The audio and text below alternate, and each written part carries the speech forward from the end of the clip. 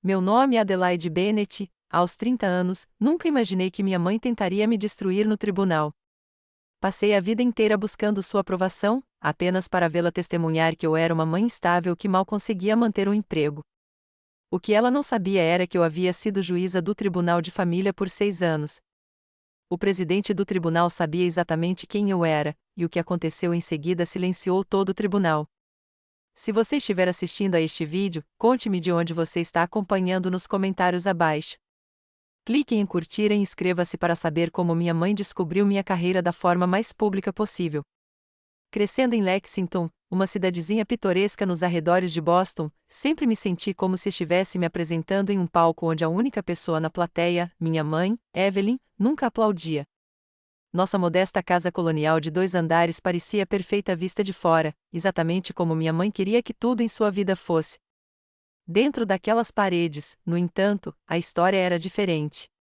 Minha mãe era a personificação do perfeccionismo. Nada nunca era bom o suficiente, especialmente quando se tratava de mim. Se eu levasse para casa um A menos, ela perguntava por que não era um A mais. Se eu ganhasse o segundo lugar em uma competição, ela apontava a garota que ficou em primeiro. Seus padrões eram impossíveis de atingir e suas críticas eram implacáveis. Adelaide, fique ereta. Adelaide, seu cabelo está uma bagunça. Adelaide, essa roupa te deixa pesada. Suas palavras me seguiam por toda parte, ecoando na minha cabeça, mesmo quando ela não estava por perto. Eu tentava desesperadamente agradá-la, me reorganizando em configurações que eu achava que finalmente poderiam ganhar sua aprovação. Isso nunca aconteceu. Meu pai, James, era o amortecedor entre nós. Ele era um homem gentil, com olhos gentis, que piscava para mim do outro lado da mesa de jantar sempre que minha mãe começava a se intrometer em alguma de suas tangentes críticas. Sua mãe só quer o melhor para você, ele me diria mais tarde, mas seus olhos continham um pedido de desculpas. Ele a amava, mas via como suas palavras me magoavam. Quando eu tinha 12 anos, meu pai teve um ataque cardíaco enquanto dirigia para casa depois do trabalho. O carro dele saiu da estrada e bateu em uma árvore. Ele morreu instantaneamente. Perdi meu defensor, meu aliado, a única pessoa que me fazia sentir suficiente do jeito que eu era. Após a morte dele, minha mãe mudou. Suas críticas se intensificaram, como se ela precisasse compensar a ausência da gentileza dele com uma dose extra de sua dureza. Ela se tornou obcecada pelas aparências, pelo que os vizinhos poderiam pensar, por manter a ilusão de uma família perfeita, apesar da nossa óbvia fragilidade. Precisamos ser fortes, Adelaide, dizia ela. Ninguém respeita a fraqueza. Mas o que ela queria dizer era que não queria que eu sofresse publicamente, que demonstrasse qualquer sinal de que estávamos em dificuldades. Minhas lágrimas eram relegadas ao meu travesseiro à noite, silenciosas e escondidas. A escola se tornou meu refúgio. Eu me dediquei aos estudos com um fervor que surpreendeu até meus professores. Se eu não conseguisse a aprovação da minha mãe, eu a conquistaria de todos os outros. Cada nota perfeita em um teste, cada prêmio acadêmico era um escudo que eu erguia contra as críticas dela. Raramente funcionavam. A filha da Sarah Miller acabou de entrar para Harvard. Decisão antecipada, ela dizia, ignorando meu boletim com nota máxima sobre a mesa entre nós. E ela toca 3 instrumentos. Eu não tocava nenhum instrumento. Eu não era excepcional em nenhum aspecto que importasse para minha mãe. Mas descobri algo durante aqueles dolorosos anos da adolescência. Eu tinha uma paixão pela justiça. Começou no clube de debate, onde encontrei minha voz defendendo questões de ética e direito. Continuou quando entrei para um programa de tribunal juvenil e senti, pela primeira vez, que estava exatamente onde deveria estar. Quando contei à minha mãe que queria ser advogada um dia, talvez até juíza, ela riu. Não um riso gentil, mas um riso de desprezo que me embrulhou o estômago. Seja realista, Adelaide. Esses cargos são para pessoas com conexões, com pedigree. Concentre-se em algo alcançável. Naquele momento, parada na nossa cozinha com meus sonhos de futuro recém-ridicularizados, algo mudou dentro de mim. Suas palavras, em vez de me esmagarem como costumavam fazer, endureceram-se em uma determinação que me levaria adiante. Eu me tornaria juíza, não apesar do que minha mãe acreditava sobre mim, mas por causa disso. Eu provaria que ela estava errada. As inscrições para a faculdade se tornaram minha rebelião secreta. Candidatei-me a 17 instituições sem contar a minha mãe sobre a maioria delas. Quando as cartas de aceitação começaram a chegar, incluindo uma da Universidade de Boston com uma bolsa parcial, senti uma onda de poder. Pela primeira vez, eu tinha opções que não eram ditadas pelas expectativas dela. A Universidade de Boston é muito cara, disse ela, com desdém, quando lhe mostrei a carta. A faculdade comunitária é perfeitamente adequada. Mesmo assim, fui para a Universidade de Boston. Para cobrir o que a bolsa não cobria, trabalhei em 3 empregos, de manhã em um café perto do campus, à noite na biblioteca da universidade e nos fins de semana como assistente de pesquisa de um dos meus professores. Eu mal dormia. Minha mãe chamava isso de teimosia. Eu chamava isso de independência. As inscrições para a faculdade de Direito seguiram o mesmo padrão. Estudei obsessivamente para o USAD, tirei nota 98 e consegui uma vaga na Faculdade de Direito de Harvard. Quando liguei para contar à minha mãe, a resposta dela foi previsível. Harvard. Como você espera pagar por isso? Sempre se esforçando além das suas possibilidades, Adelaide. Não contei a ela sobre a bolsa de estudos. Não contei a ela sobre os empréstimos. Não contei a ela sobre os empregos que continuariam me ajudando a sobreviver. Simplesmente disse, vou dar um jeito e desliguei. Foi na Faculdade de Direito de Harvard que conheci Thomas. Ele se sentou ao meu lado na aula de Direito Constitucional, um homem alto e pensativo, com olhos gentis que me lembravam dolorosamente do meu pai. Ao contrário de todos os outros que pareciam competir por atenção, Thomas fazia perguntas que demonstravam que estava realmente ouvindo as respostas. Ele notava coisas, inclusive eu. Você nunca fala sobre sua família, observou ele certa noite, enquanto estudávamos juntos na biblioteca. Já estávamos namorando há 3 meses. Não há muito que conversar, respondi, mantendo os olhos fixos no livro. Todo mundo tem uma história, disse-lhe baixinho. Naquela noite, contei a ele sobre minha mãe, sobre seus padrões impossíveis e suas críticas constantes, sobre como eu havia passado a vida inteira tentando e falhando em ser boa o suficiente. Thomas ouviu sem interromper e, quando terminei, pegou minha mão. Ela está errada sobre você, disse-lhe simplesmente, e um dia ela vai perceber isso. Casei-me com Thomas no nosso último ano da faculdade de Direito. Minha mãe compareceu à pequena cerimônia, com os lábios franzidos em uma fina linha de desaprovação. Tem certeza disso? Perguntou ela enquanto ajeitava meu vestido simples na sala dos fundos do tribunal onde realizamos a cerimônia. Casamento e carreira não combinam. Você terá que escolher eventualmente. Não me dei ao trabalho de responder. Eu já estava farto de tentar convencê-la de qualquer coisa. Depois da formatura, Thomas e eu conseguimos empregos em escritórios de advocacia em Boston. O foco dele era direito empresarial, o meu, direito de família. Eu trabalhava 70 horas por semana, determinada a me destacar. Quando surgiu a oportunidade de ser assistente de um juiz, agarrei-a de braços abertos. O estágio levou a uma posição como promotor assistente, onde me especializei em casos envolvendo crianças. Minha mãe não se impressionou. Outro emprego novo. Não consegue se ater a nada, não é? Comentou ela durante um de nossos telefonemas cada vez mais raros. Parei de contar a ela sobre meu progresso profissional depois disso. Deixei que ela acreditasse no que quisesse. Eu sabia a verdade. Eu não estava pulando de emprego em emprego. Eu estava escalando. Quando Lily nasceu, 2 anos depois, minha vida se expandiu de maneiras que eu não havia previsto. Aquele ser humano minúsculo com os olhos gentis de Thomas e meu queixo teimoso se tornou o centro do meu universo. Pela primeira vez, entendi o que significava amar alguém incondicionalmente. Jurei que minha filha jamais questionaria seu valor da mesma forma que eu fui forçada a questionar o meu.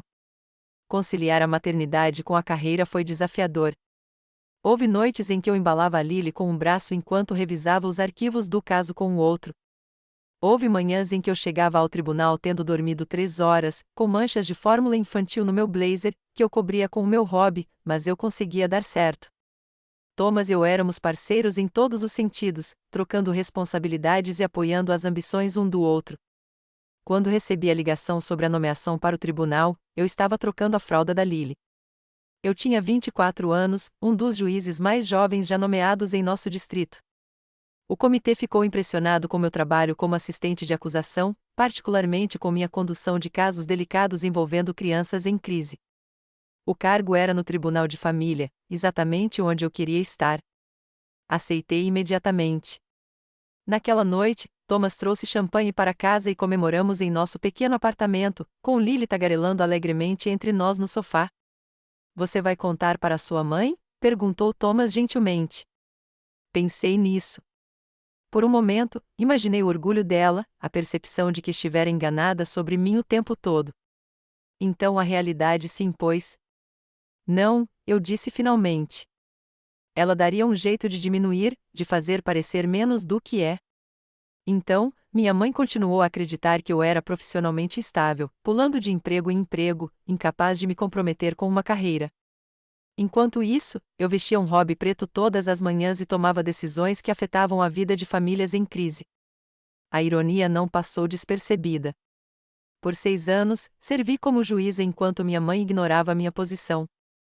Mantivemos um relacionamento distante, visitas obrigatórias nos feriados e telefonemas ocasionais que me deixavam esgotada. Ela adorava Lily, mas não resistia a criticar minha educação. Ela parece muito apegada àquela chupeta. Você sabe que isso vai estragar os dentes dela. É isso que você está dando para ela? Não é de se admirar que ela seja tão exigente. Você trabalha demais. As crianças precisam da presença da mãe. Aprendi a deixar as palavras dela fluírem, protegendo tanto a mim quanto a Lily de suas feridas. O que eu não sabia era que minha mãe estava colecionando esses momentos, guardando-os como munição para uma batalha que eu ainda não sabia que estava por vir. A ligação chegou numa terça-feira à noite. Eu estava em meus aposentos, revisando um caso de custódia particularmente difícil, quando o nome da minha irmã Natalie apareceu na tela do meu celular. Natalie e eu nunca fomos próximas, pois éramos 2 anos mais novas que eu. Ela era a favorita da nossa mãe, a filha obediente que nunca desafiava a autoridade. Pelo menos, isso foi verdade até o seu penúltimo ano de faculdade, quando ela abandonou os estudos e desapareceu em um mundo de abuso de substâncias que a havia tomado durante a última década.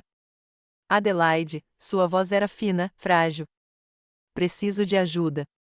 Ela estava em reabilitação novamente, sua terceira tentativa de sobriedade. Desta vez, os serviços de proteção à criança intervieram. Seus filhos, Emma e Jack, de 6 e 4 anos, foram encontrados sozinhos em seu apartamento enquanto Natalie estava inconsciente devido a uma overdose no banheiro. Ela sobreviveu, mas seus direitos parentais estavam em risco. Dizem que não posso tê-los de volta até concluir o programa e provar que consigo ficar limpa, disse ela, com a voz embargada. Estão falando em adoção temporária. Adelaide, por favor, não deixe que coloquem meus bebês em adoção temporária. Fechei os olhos, sentindo o peso do que ela estava pedindo. Thomas e eu já havíamos conversado sobre acolher os filhos de Natalie antes, durante suas crises anteriores, mas nunca tínhamos chegado a esse ponto. Agora era real. Essas crianças, minha sobrinha e meu sobrinho, que eu só tinha visto algumas vezes, precisavam de um lar. Deixe-me falar com o Thomas, eu disse. Vamos dar um jeito. Thomas não hesitou. Claro que vamos aceitá-los, disse-lhe naquela noite, enquanto estávamos sentados à mesa da cozinha depois que Lily foi dormir. Eles são família. Na manhã seguinte, entrei em contato com o Serviço de Proteção à Criança e ao Adolescente, CPS, e iniciei o processo de solicitação da guarda temporária de Emma e Jack. A assistente social pareceu aliviada por um membro da família se apresentar. As crianças estavam em um lar temporário de emergência há 3 dias, assustadas e confusas. Só tem uma coisa, mencionou a assistente social perto do fim da ligação. Sua mãe também entrou com um pedido de guarda. Essas palavras me atingiram como um golpe físico. Minha mãe, a mulher que criticava todas as minhas escolhas parentais, queria assumir 2 crianças traumatizadas. Não fazia sentido. Tem certeza? Perguntei, estupidamente. Sim, Evelyn Peterson entrou com o pedido ontem. Ela disse que é a avó materna e acredita que as crianças ficariam melhor com ela. Uma sensação de frio se instalou em meu estômago. Não se tratava de Emma e Jack. Tratava-se de controle, de provar que ela, e não eu, sabia o que era melhor para as crianças. Era a declaração definitiva de sua falta de fé em mim como mãe. Tentei ligar para ela imediatamente, mas ela não atendeu. Em vez disso, enviou uma mensagem: deixaremos que os tribunais decidam o que é melhor para as crianças.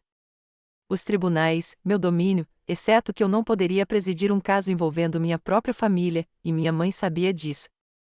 O que ela não sabia era que eu compareceria ao tribunal não como juiz, mas como requerente de custódia, revelando minha profissão no processo. A primeira sessão de mediação estava marcada para a semana seguinte. Pedi licença das minhas funções judiciais, alegando uma emergência familiar. A juíza presidente, Morgan Thompson, foi compreensiva. Ela própria era mãe e tinha sido minha mentora desde a minha nomeação.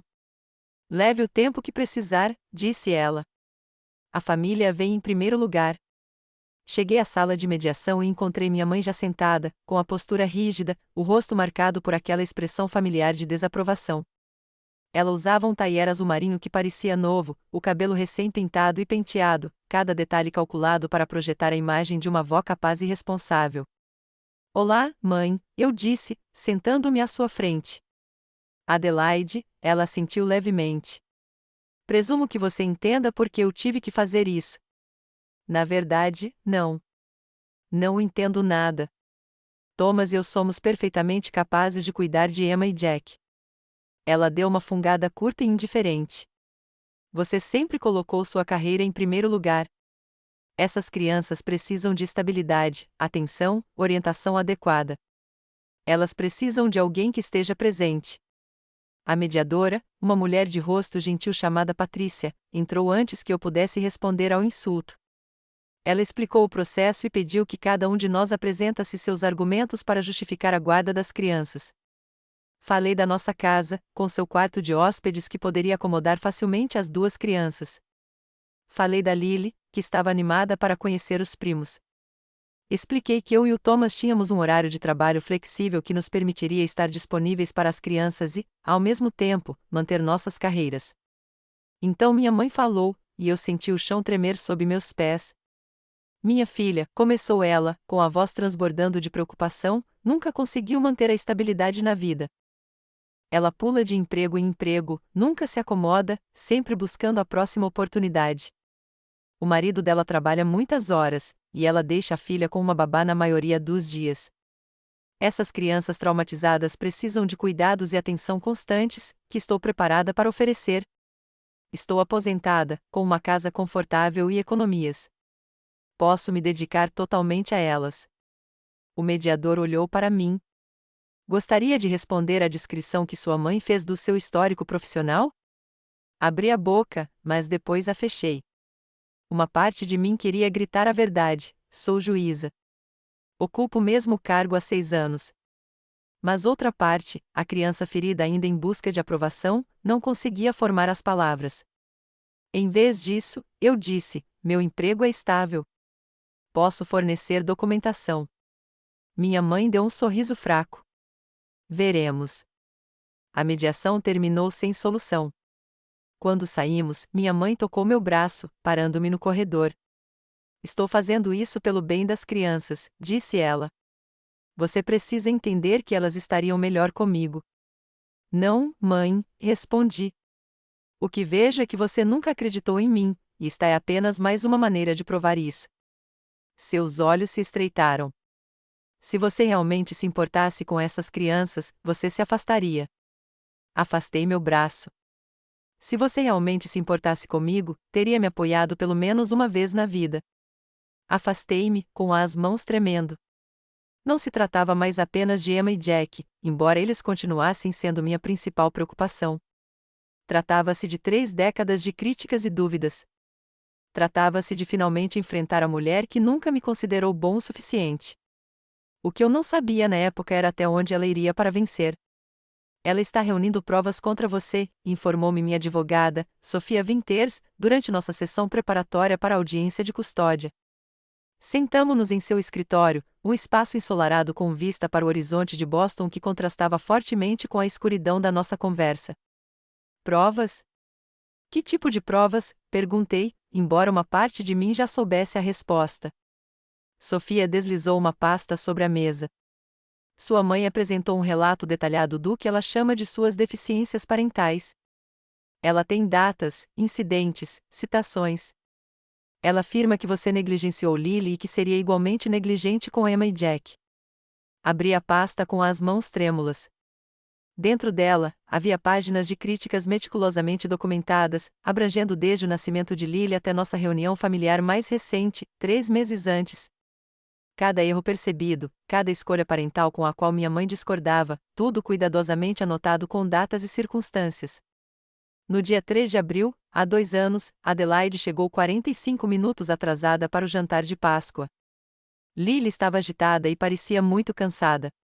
Quando sugeri que a criança precisava de uma rotina mais consistente, Adelaide ignorou minha preocupação. No dia 28 de novembro do ano passado, encontrei Lily brincando sem supervisão na sala de estar enquanto Adelaide estava no celular na cozinha. A criança poderia ter se machucado em vários perigos. A lista continuava, uma crônica de inadequações fabricadas que me faziam parecer uma mãe descuidada e egocêntrica. A última anotação me gelou o sangue. No dia 10 de junho deste ano, Adelaide admitiu que às vezes atende ligações de trabalho durante o jantar da Lily. Prioriza a carreira em detrimento das necessidades básicas da criança. O padrão de comportamento sugere inadequação fundamental para assumir responsabilidades adicionais com os cuidados da criança. Ela estava planejando isso, sussurrei. Todas aquelas visitas, todas aquelas vezes em que ela se ofereceu para cuidar da Lily. Ela estava construindo um caso contra mim. Sofia assentiu sombriamente. E ela recrutou testemunhas. Sua tia Clary, sua prima Beth, até sua antiga vizinha, a senhora Sullivan, todas preparadas para testemunhar sobre suas supostas deficiências como mãe. Recostei-me na cadeira, sentindo como se o ar tivesse sido sugado da sala. Elas nem me conhecem. Vejo a tia Clary uma vez por ano no Natal. Beth se mudou para a Califórnia há 5 anos. E a senhora Sullivan se mudou quando Lily era bebê.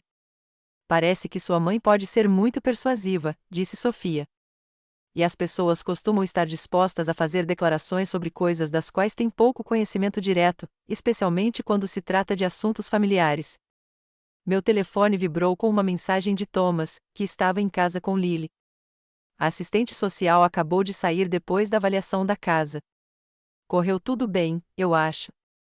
Amo você. Pelo menos isso já era alguma coisa. Nossa casa era limpa, segura e adequada para crianças. Já tínhamos preparado o quarto para Emma e Jack com camas de solteiro, roupas de cama coloridas e brinquedos adequados para cada idade. A assistente social pareceu impressionada com nossa preparação e com a evidente felicidade e bem-estar de Lily. E o meu trabalho? Perguntei a Sofia. Ela vive dizendo que eu fico pulando de emprego em emprego. Quando a verdade vier à tona, de que sou juíza há 6 anos, esse será o nosso contraponto mais forte. Sofia confirmou, a revelação sobre sua estabilidade profissional e posição prejudicará significativamente a credibilidade dela. Mas, Adelaide, preciso perguntar, por que você nunca contou a ela sobre ser juíza? Olhei pela janela para a cidade lá embaixo, considerando a pergunta. No início, foi porque eu sabia que ela encontraria um jeito de amenizar, de fazer parecer menos do que era. Depois, com o passar do tempo, tornou-se, sei lá, um limite. A única parte da minha vida que ela não podia criticar porque não sabia. Sofia assentiu, com compreensão nos olhos. Bem, ela está prestes a descobrir da maneira mais pública possível. A audiência está marcada para a semana que vem, e a juíza Thompson presidirá. Morgan. Mas ela me conhece. Exatamente. Quando sua mãe alegou que você era profissionalmente estável, a escrivã reconheceu seu nome e o levou à atenção da juíza Thompson. Ela solicitou expressamente que assumisse o caso. Uma pequena centelha de esperança brilhou dentro de mim. Morgan Thompson era justa e íntegra. Ela não demonstraria favoritismo, mas garantiria que a verdade viesse à tona. Naquela noite, enquanto Thomas e eu estávamos sentados na varanda dos fundos depois de colocar Lily para dormir, mostrei a ele a lista documentada da minha mãe com os meus fracassos. Isso é loucura, disse ele, com a voz carregada de raiva. São momentos completamente normais da criação dos filhos, distorcidos para soar negligentes. Chegar atrasada para o jantar de Páscoa faz de você uma mãe inadequada? Atender uma ligação de trabalho durante o jantar ocasionalmente significa que você não se importa com seu filho? Por esses padrões, nenhum pai ou mãe se qualificaria como adequado. Encostei-me em seu ombro, exausto. Ela sempre foi assim. Nada do que eu faço é bom o suficiente. Mas nunca pensei que ela chegaria tão longe. Vamos lutar contra isso, disse Thomas com firmeza. E vamos vencer. A verdade está do nosso lado. Mas, à medida que a audiência se aproximava, minha confiança vacilou. Boatos sobre o caso se espalhavam pela comunidade jurídica. Colegas me olhavam com curiosidade ou pena. Eu havia me afastado das minhas funções judiciais, mas o tribunal ainda era meu local de trabalho e agora seria o palco daquele doloroso drama familiar. 2 dias antes da audiência, Thomas me encontrou sentada no chão do que seria o quarto de Emma e Jack, cercada de livros infantis, chorando baixinho. Adelaide, disse ele, sentando-se ao meu lado e pegando minha mão. Fale comigo. E se ela estiver certa, sussurrei. E se eu não for boa o suficiente? E se eu não puder dar a essas crianças o que elas precisam? Thomas segurou meu rosto entre as mãos, forçando-me a encará-lo. Escute. Você é uma mãe excepcional para Lily. Você será uma tia e guardiã excepcional para Emma e o Jack. A voz da sua mãe na sua cabeça não é a verdade. Nunca foi. Assenti, querendo desesperadamente acreditar nele. Na véspera da audiência, nos encontramos com Emma e Jack para a primeira visita supervisionada que o CPS havia organizado. Eram crianças lindas, com os cabelos escuros e o olhar sério de Nathalie. Emma, de 6 anos, era protetora com o irmão mais novo, verificando constantemente se ele estava bem. Jack, de 4 anos, era tímido, mas curioso, e nos espiava por trás da irmã. Oi, eu disse, ajoelhando-me ao nível deles. Sou sua tia Adelaide, e este é seu tio Thomas. E esta é sua prima, Lily. Lily, animada para conhecer seus primos, deu um passo à frente com um livro nas mãos. Vocês gostam de histórias? Perguntou a eles. Emma assentiu cautelosamente. Eu também, disse Lily, sentando-se de pernas cruzadas no chão, dando tapinhas no espaço ao seu lado.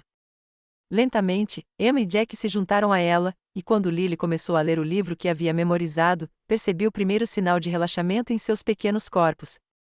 Thomas apertou minha mão e, naquele momento, eu soube com absoluta certeza que estávamos fazendo a coisa certa.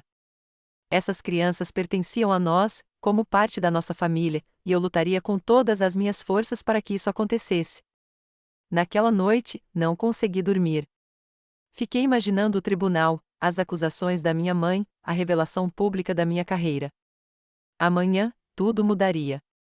Para o bem ou para o mal, a verdade finalmente viria à tona.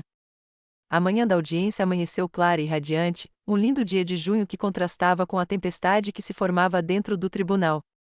Fiquei parado nos degraus do prédio por onde normalmente entrava pelas salas de audiência, sentindo-me estranhamente desorientado. Hoje, eu passaria pela entrada principal como qualquer outro cidadão em busca de justiça. Pronto? Perguntou Thomas, com as mãos firmes nas minhas costas. Assenti, embora pronto fosse a última coisa que eu sentisse. Tínhamos nos vestido com esmero naquela manhã, profissionalmente, mas de forma acessível. Eu usava um vestido azul marinho com um cardigan leve, escolhas deliberadas para projetar estabilidade e aconchego. Thomas usava um terno cinza, sua gravata da sorte, a mesma que Lily havia escolhido para ele em seu último aniversário. Lá dentro, o tribunal já fervilhava com os negócios do dia. Alguns colegas me cumprimentaram com acenos de cabeça quando passamos, com expressões cuidadosamente neutras. A notícia do caso se espalhara, e eu senti olhares curiosos nos seguindo enquanto nos dirigíamos à sala designada.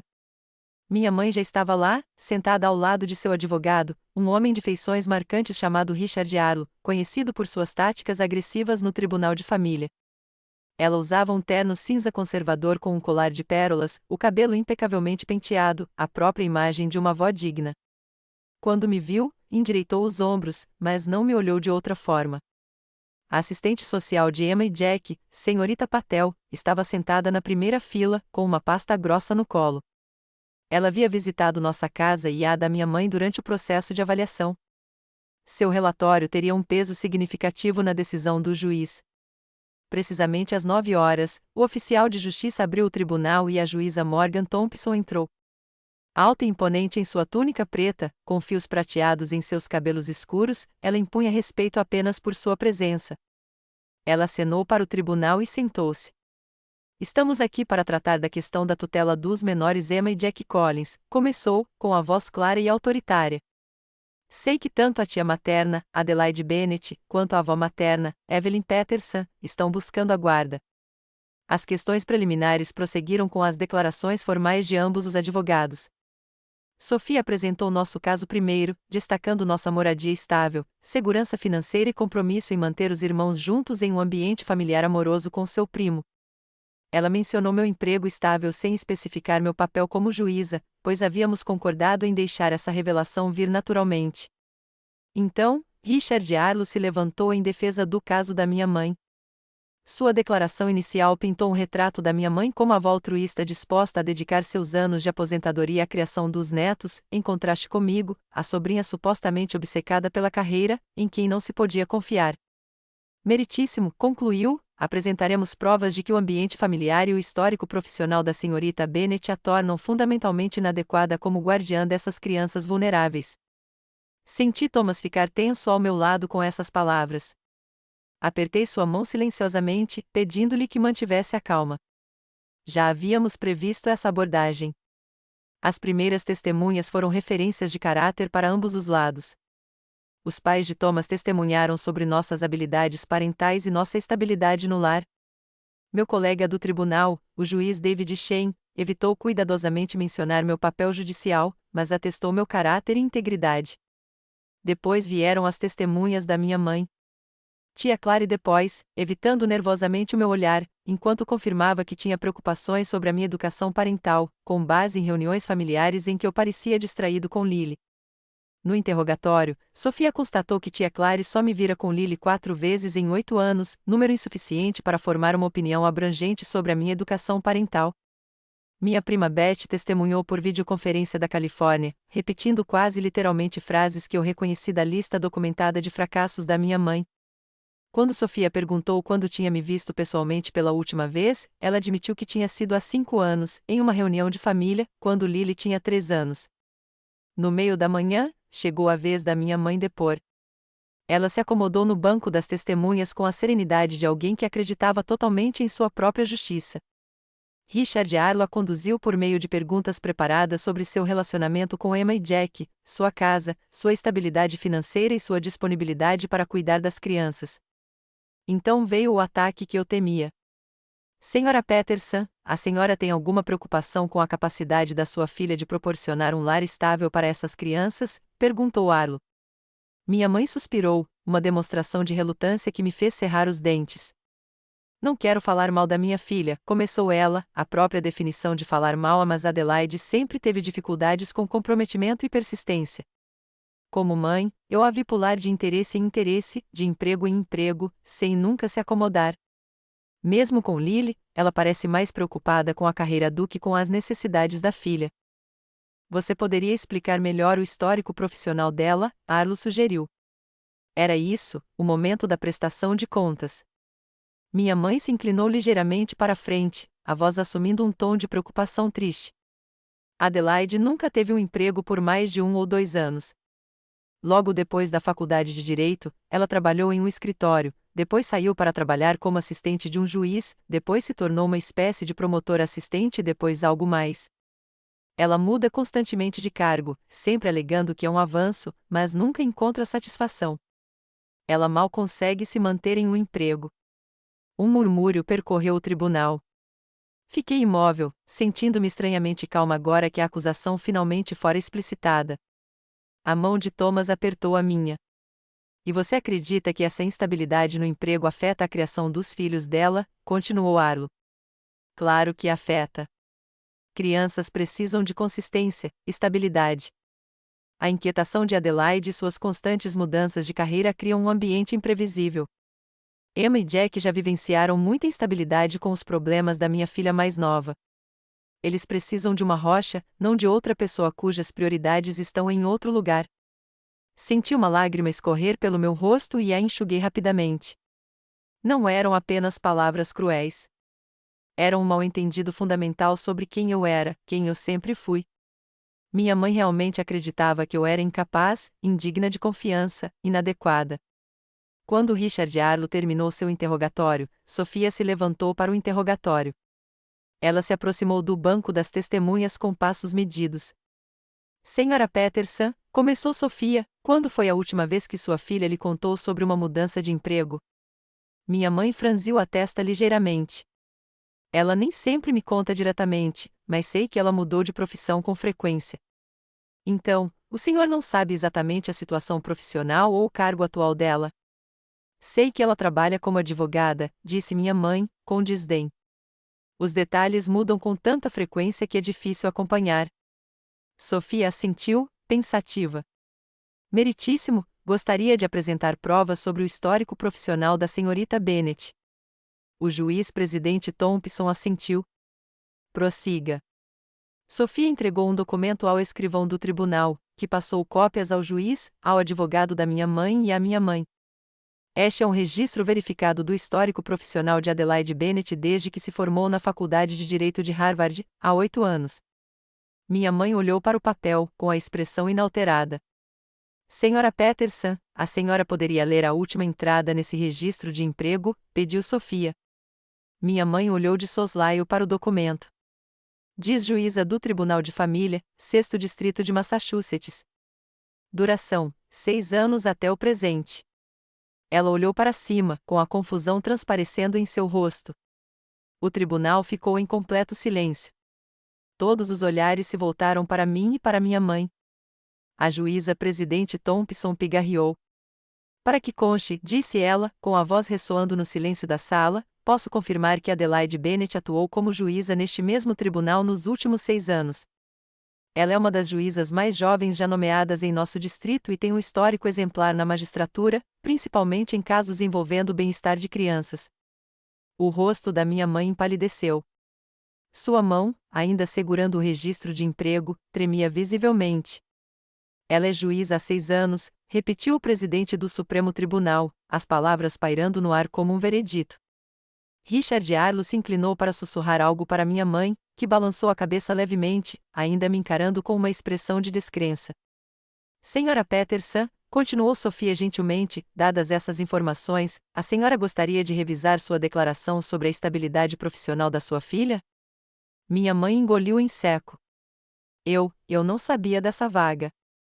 Por que sua filha parou de lhe contar sobre suas conquistas profissionais depois de anos sendo ignoradas e criticadas? É isso mesmo? Antes que minha mãe pudesse responder, Richard Arlo se levantou. Objeção, meritíssimo. O advogado está depondo. Sustentado, disse o juiz-presidente Thompson. Senhorita Winters, por favor, reformule. Sofia assentiu. Senhora Peterson, quando foi a última vez que a senhora expressou orgulho ou aprovação por uma das conquistas profissionais da sua filha? O olhar da minha mãe pousou nas mãos. Não me lembro especificamente. Sem mais perguntas, meritíssimo, disse Sofia, retornando ao seu lugar ao meu lado. Quando minha mãe desceu do banco das testemunhas, seus ombros caíram de um jeito que eu nunca tinha visto antes. Pela primeira vez na minha memória, ela parecia pequena. A próxima testemunha foi a senhorita Patel, a assistente social, que declarou que ambas as casas eram fisicamente apropriadas para as crianças, mas que sua recomendação era que elas fossem colocadas conosco devido à presença de um primo de idade próxima e à forte unidade familiar que havíamos demonstrado. Finalmente, chegou a minha vez de testemunhar. Ao fazer o juramento, senti uma estranha sensação de paz. A verdade havia sido revelada. Independentemente do que acontecesse em seguida, eu não carregaria mais o peso daquele segredo. Sofia me conduziu por perguntas sobre nossa casa, nossos planos para integrar Emma e Jack à nossa família e meu relacionamento com minha irmã Nathalie. Então, ela se dirigiu ao elefante na sala. Adelaide, você poderia explicar ao tribunal por que nunca informou sua mãe sobre sua posição como juíza? Respirei fundo e olhei diretamente para minha mãe pela primeira vez naquele dia. Desde criança, nada do que eu fazia era bom o suficiente. Cada conquista era recebida com críticas, cada meta era descartada como irrealista. Quando fui nomeada para a magistratura, há 6 anos, tomei a decisão de não compartilhar essa informação com minha mãe porque queria que uma parte da minha vida estivesse livre do julgamento dela. Queria fazer meu trabalho sem ouvir todas as maneiras pelas quais ela achava que eu estava falhando. O tribunal ficou em silêncio enquanto eu continuava. Não sou uma pessoa instável. Não sou uma mãe inadequada. Construí uma carreira da qual me orgulho, uma família que prezo e um lar onde Lily próspera. Emma e Jack merecem o mesmo ambiente. Eles merecem crescer acreditando em si mesmos, não questionando constantemente seu valor. Quando Sofia terminou suas perguntas, Richard Arlo se recusou a me interrogar. Não havia mais nada a contestar. A juíza presidente Thompson pediu um recesso antes de proferir sua decisão. Ao sairmos do tribunal, vislumbrei minha mãe sentada sozinha em um banco no corredor, com um ar perdido. Por um instante, quase fui até ela. Então, Thomas tocou meu braço e saímos para respirar o ar fresco e nos preparar para o que viria a seguir. O tribunal parecia mais lotado quando retornamos após o recesso, com a notícia da revelação dramática se espalhando. Mantive o olhar fixo à frente enquanto nos sentávamos, evitando os olhares curiosos dos espectadores. Thomas sentou-se ao meu lado, sua presença firme me confortando enquanto aguardávamos a decisão do presidente do Supremo Tribunal. Minha mãe entrou por último, com seu advogado a guiando até a mesa. Ela parecia de alguma forma diminuída, sua confiança anterior substituída por uma incerteza rígida. Quando nossos olhares se encontraram brevemente, ela rapidamente desviou o olhar, um gesto que dizia muito sobre como a dinâmica de poder entre nós havia mudado. A juíza presidente Thompson retornou ao tribunal, com uma expressão indecifrável, enquanto se acomodava na cadeira e arrumava os papéis à sua frente. O tribunal silenciou em expectativa. Após análise cuidadosa de todos os depoimentos e provas apresentados hoje, ela começou: cheguei a uma decisão sobre a questão da guarda de Emma e Jack Collins. Ela descreveu os fatores considerados, a estabilidade de ambos os lares, o relacionamento com as crianças, os sistemas de apoio existentes e as recomendações da assistente social. Prendi a respiração, sentindo a mão de Thomas apertar a minha. Embora eu reconheça o desejo genuíno da Sra. Peterson de cuidar dos netos, considero que a colocação com Adelaide e Thomas Bennet proporciona um ambiente mais benéfico para as crianças neste momento. A presença de um primo com idade próxima, as capacidades parentais demonstradas e a forte recomendação da assistente social corroboram esta decisão. Um alívio me inundou, tão forte que por um momento não consegui ouvir mais nada que o juiz dizia. Tínhamos vencido. Emma e Jack voltariam para casa conosco. Além disso, continuou o juiz presidente Thompson, estou determinando um cronograma de visitas que inclua contato regular com a Sra. Peterson, reconhecendo a importância de manter esse relacionamento com os avós. Os detalhes desse cronograma serão definidos com a assistência dos serviços de família. O advogado da minha mãe se inclinou para sussurrar algo para ela, mas ela balançou a cabeça levemente, com os olhos fixos na superfície da mesa à sua frente. Este tribunal manterá jurisdição para modificar estes acordos conforme as circunstâncias mudarem, incluindo a potencial reunificação com a mãe após a conclusão bem-sucedida do seu programa de reabilitação. O tribunal está encerrado. O martelo bateu e a tensão que me manteve rígida durante toda a audiência finalmente se dissipou. Thomas me abraçou e eu enterrei meu rosto em seu ombro, tomada pela emoção. Parabéns, disse Sofia calorosamente enquanto as pessoas começavam a sair do tribunal. Este é o resultado certo para essas crianças. Assenti, incapaz de formar palavras com um nó na garganta. Enquanto reuníamos nossas coisas para ir embora, notei minha mãe ainda sentada à mesa, agora sozinha, enquanto seu advogado conversava com o escrivão do tribunal do outro lado da sala. Num impulso, aproximei-me dela. Mãe, disse eu suavemente.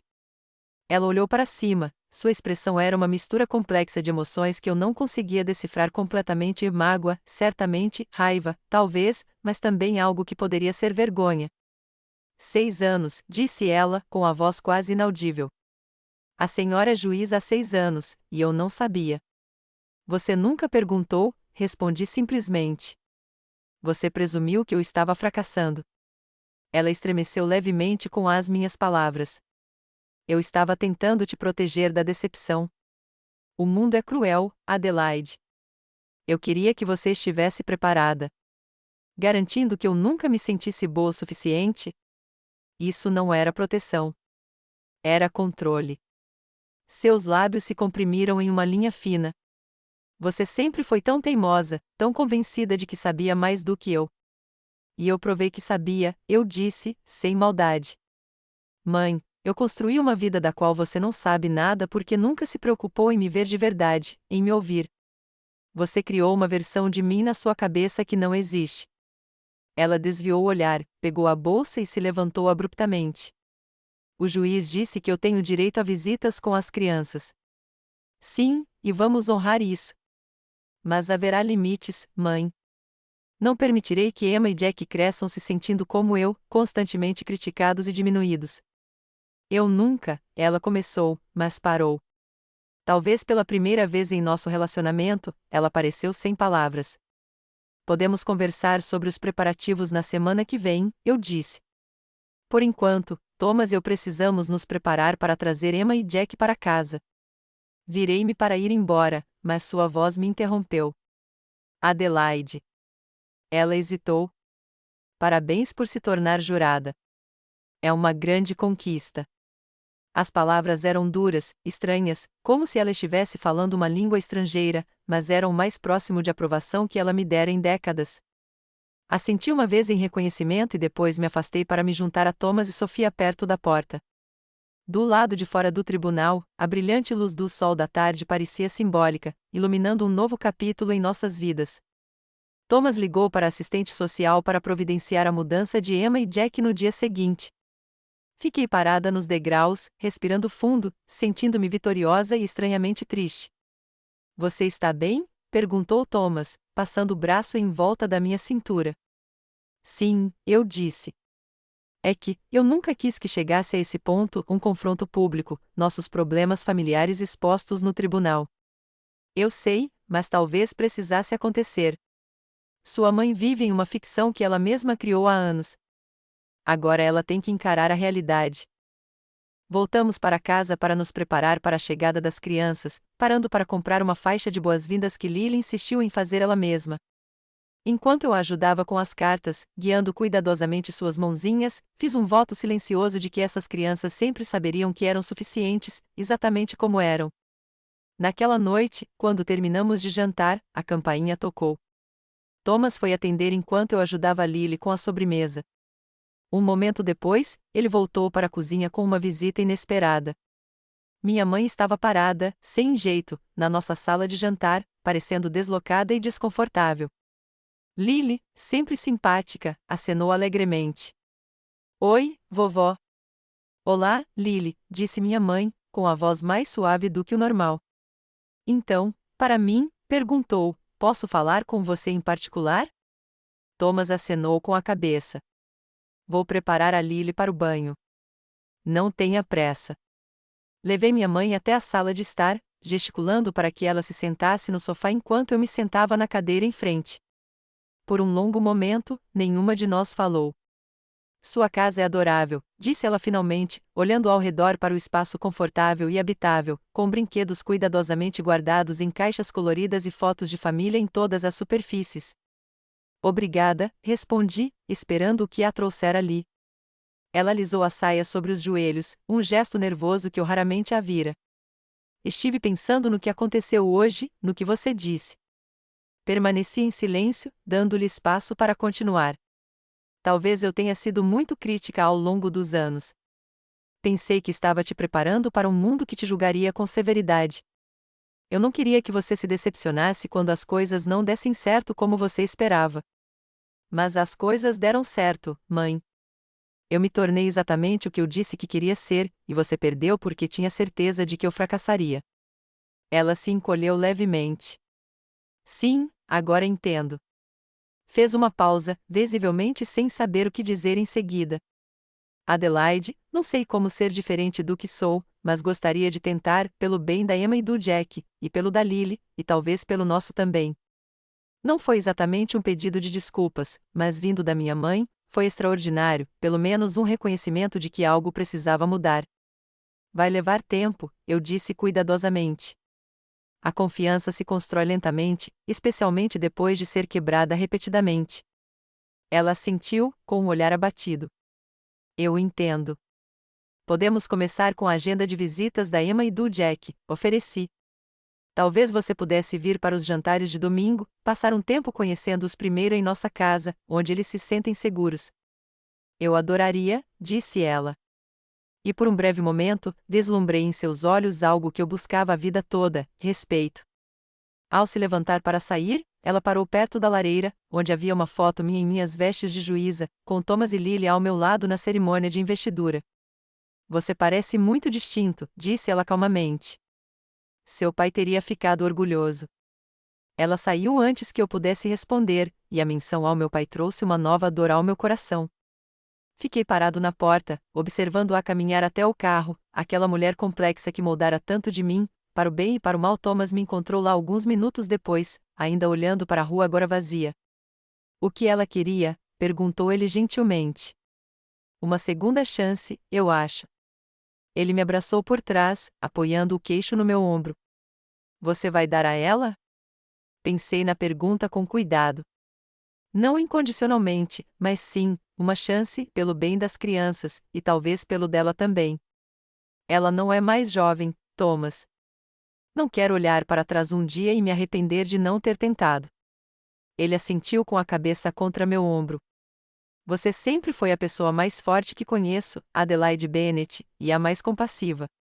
Naquela noite, enquanto eu dava uma última olhada em Lily antes de dormir, observando-a dormir tranquilamente sob o brilho da sua luz noturna, pensei no legado que passamos para nossos filhos, não apenas nossas feições ou nossos maneirismos, mas nossas feridas, nossos medos, nossas crenças sobre nós mesmos e o mundo. Passei 30 anos acreditando que nunca era boa o suficiente porque era isso que minha mãe me ensinara. Eu não passaria essa crença para Lily, nem para Emma e Jack.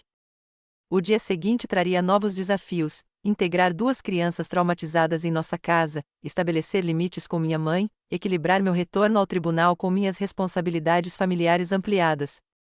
Mas esta noite, no silêncio do quarto da minha filha, eu me sentia pronta para o que viesse a seguir. Pela primeira vez na vida, eu tinha certeza absoluta de que era o suficiente. 3 meses após a revelação no tribunal, eu estava em meus aposentos, ajeitando minha toga judiciária antes de entrar no tribunal. O peso familiar do tecido preto pousou sobre meus ombros, um lembrete físico da autoridade que eu havia conquistado e da responsabilidade que eu carregava. Sobre minha mesa, havia 3 fotos emolduradas, uma de Thomas e eu no dia do nosso casamento, uma de Lily em sua festa de 5 anos e uma nova adição, Emma e Jack rindo enquanto brincavam no irrigador do quintal com Lily. Meu retorno ao tribunal após a audiência de custódia foi recebido com respeito silencioso pelos meus colegas. Ninguém mencionou o caso diretamente, mas recebi várias notas de apoio e alguns acenos de cumplicidade nos corredores do tribunal. A juíza-presidente Thompson passou pelo meu gabinete no meu primeiro dia de volta. A família vem em primeiro lugar, Adelaide, disse ela simplesmente, mas estamos felizes em tê-la de volta. As crianças que comparecem a este tribunal precisam de juízes que entendam o que realmente está em jogo. Agradeci a ela, não apenas pelas palavras, mas também pelo seu papel em revelar a verdade. Ela dispensou minha gratidão. A verdade tem um jeito de emergir quando é mais necessária. Em casa, tínhamos nos adaptado a um novo ritmo, com 5 pessoas em vez de 3. Emma e Jack chegaram com malas pequenas e expressões cautelosas, incertos sobre esse novo arranjo. Lily imediatamente se nomeou guia turística pessoal deles, mostrando-lhes o balanço de árvore do quintal, o armário secreto embaixo da escada onde guardávamos jogos de tabuleiro e a gaveta da cozinha dedicada aos materiais de arte. Vocês podem ter qualquer coisa aqui, disse ela solenemente, exceto o glitter. Isso é só para projetos especiais, porque o papai diz que ele se multiplica quando você não está olhando. As primeiras semanas foram desafiadoras. Jack tinha pesadelos que o faziam acordar gritando, seu pequeno corpo tremendo de terror até que um de nós conseguisse alcançá-lo. Emma, protetora e vigilante, inicialmente insistira em supervisionar cada interação entre seu irmão e nós, como se não confiasse totalmente que cuidaríamos dele adequadamente. Thomas e eu estabelecemos uma rotina estável, entendendo que a consistência os ajudaria a se sentirem seguros. Horários de dormir, refeições, brincadeiras, tudo seguia um padrão previsível. Lentamente, as crianças começaram a relaxar. Os pesadelos de Jack tornaram-se menos frequentes. Emma começou a brincar mais e a supervisionar menos. Eles começaram a se sentir parte da nossa família, em vez de visitantes em casa.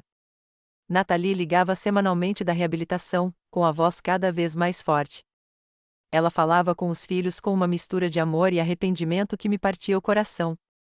Estou melhorando, dizia a eles. A tia Adelaide e o tio Thomas cuidarão bem de vocês até que eu possa. Eu a visitei 2 vezes, vendo pessoalmente o progresso que ela estava fazendo. Desta vez, foi diferente de suas tentativas anteriores de sobriedade. Havia uma determinação em seus olhos que antes não estivera presente, uma aceitação lúcida de sua responsabilidade. Obrigada, disse ela durante minha última visita, estendendo a mão para apertar a minha do outro lado da mesa, por dar um lar aos meus filhos, por não desistir de mim. Somos uma família, respondi simplesmente. Cuidamos uns dos outros. Minha mãe vinha mantendo a palavra de tentar mudar. Os jantares de domingo haviam se tornado uma ocorrência regular, com ela chegando pontualmente às 16 horas todas as semanas, com uma sobremesa caseira ou um livro infantil na mão. Ela era diferente com Emma e Jack do que fora comigo, mais paciente, menos crítica. Eu a observava interagir com eles e com Lily, notando o esforço que ela fazia para elogiar suas realizações, ouvir suas histórias e interagir com eles no mesmo nível deles.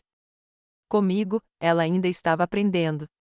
Velhos hábitos surgiam em momentos de descuido, um comentário crítico sobre a minha culinária ou um olhar cético quando eu mencionava um caso difícil no trabalho. Mas agora ela se pegava, às vezes no meio da frase, e redirecionava. Este frango está um pouco seco, dissera ela em um jantar, depois fez uma pausa, visivelmente reavaliando.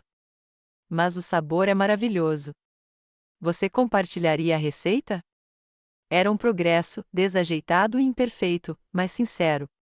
Estávamos construindo algo novo entre nós, não um vínculo incondicional entre mãe e filha que eu tanto almejava quando criança, mas um relacionamento respeitoso entre adultos que buscavam se entender melhor.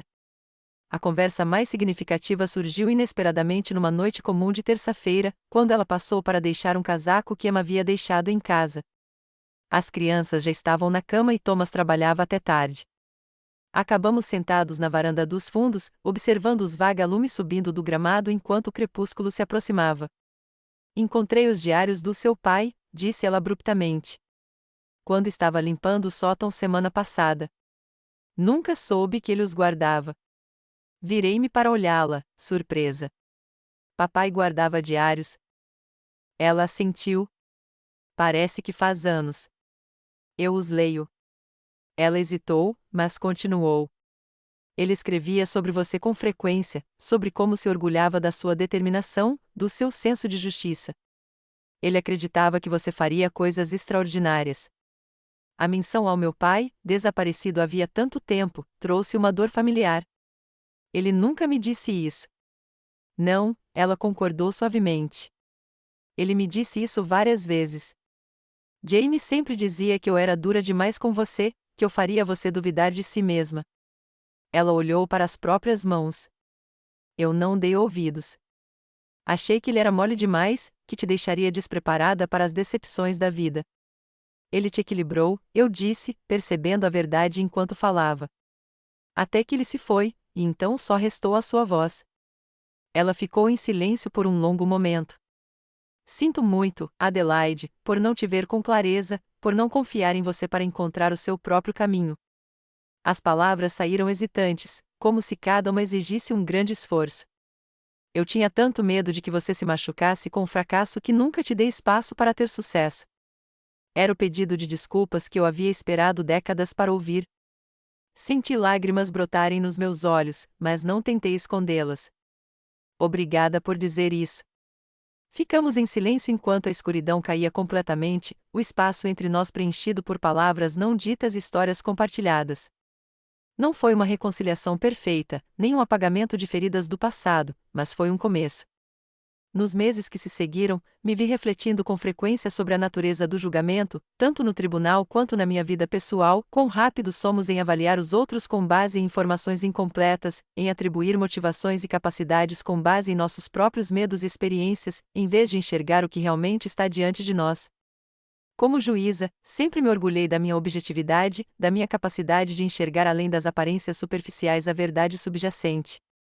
No entanto, eu não havia reconhecido como o julgamento da minha mãe sobre mim havia moldado minha autopercepção, como eu havia carregado sua voz crítica dentro de mim, mesmo enquanto construía uma vida que desafiava suas expectativas.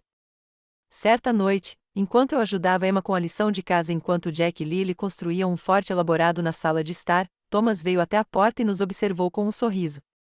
"O quê?" perguntei, notando sua expressão. "Só pensando em quão longe todos nós chegamos", disse ele. Emma me perguntou hoje se poderia nos chamar de mamãe e papai às vezes, não para substituir Natalie, ela fez questão de explicar, mas porque sente que agora tem 2 pares de pais.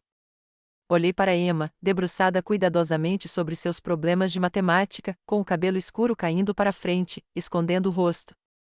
"O que você disse a ela?" "Eu disse que ficaríamos honrados, mas que a escolha era inteiramente dela." Sem pressão de qualquer maneira.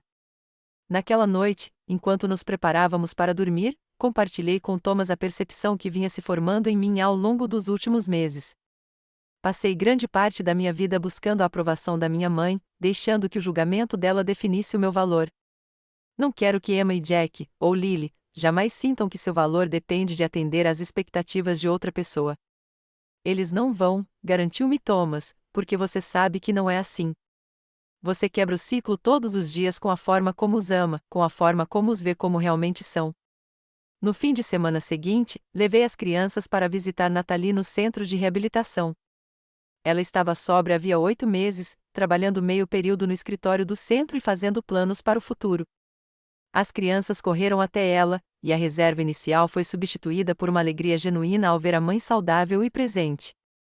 Ao observá-las juntas, senti uma sensação de retidão. Era assim que uma família deveria ser, pessoas imperfeitas se amando em meio aos erros e ao crescimento, apoiando a cura umas das outras sem julgamentos ou condições. Minha mãe se juntou a nós para o jantar naquela noite, trazendo uma lasanha e uma conversa descontraída que teria sido inimaginável um ano antes. Enquanto estávamos sentados à mesa, as crianças conversando sobre a visita a Natalie, percebi minha mãe me observando com uma expressão que eu raramente vira em seu rosto, algo próximo à admiração. Mais tarde, enquanto se preparava para sair, ela parou na porta. "Você criou algo lindo aqui, Adelaide, um lar onde todos se sentem valorizados." Ela hesitou, mas acrescentou: "Estou aprendendo com você." Essas palavras, tão simples, mas tão profundas, vindas dela, permaneceram comigo nos dias que se seguiram. A ideia de que minha mãe poderia aprender comigo, de que ela poderia ver valor na minha abordagem à família e à vida, representou uma mudança fundamental em nosso relacionamento. Em meus aposentos, preparando-me para mais um dia no tribunal, refleti sobre a jornada que me trouxe até aqui, da garotinha desesperada por aprovação à juíza que defende a justiça para famílias em crise, da filha ferida pelas críticas à mãe determinada a quebrar esse padrão. O caminho não foi fácil, mas me levou a um lugar de força e clareza que eu talvez nunca tivesse encontrado de outra forma. Ajeitei meu hobby uma última vez e peguei os arquivos do caso do dia. Antes de sair dos meus aposentos, parei diante do espelho, encontrando meu próprio olhar com a certeza arduamente conquistada ao longo de anos de dúvida e determinação. "Você é o suficiente", sussurrei para o meu reflexo. "Você sempre foi." Ao me preparar para encerrar este capítulo da minha história, quero perguntar: você já teve alguém na sua vida que te fez sentir como se nunca fosse bom o suficiente? Como você encontrou o caminho para a autoaceitação apesar das críticas? Compartilhe suas experiências nos comentários abaixo. E se esta história ressoou com você, curta, inscreva-se e compartilhe com alguém que talvez precise ouvir que ela também é suficiente exatamente como é. Obrigada por ouvir minha jornada. E lembre-se, o julgamento mais importante é aquele que você faz de si mesmo.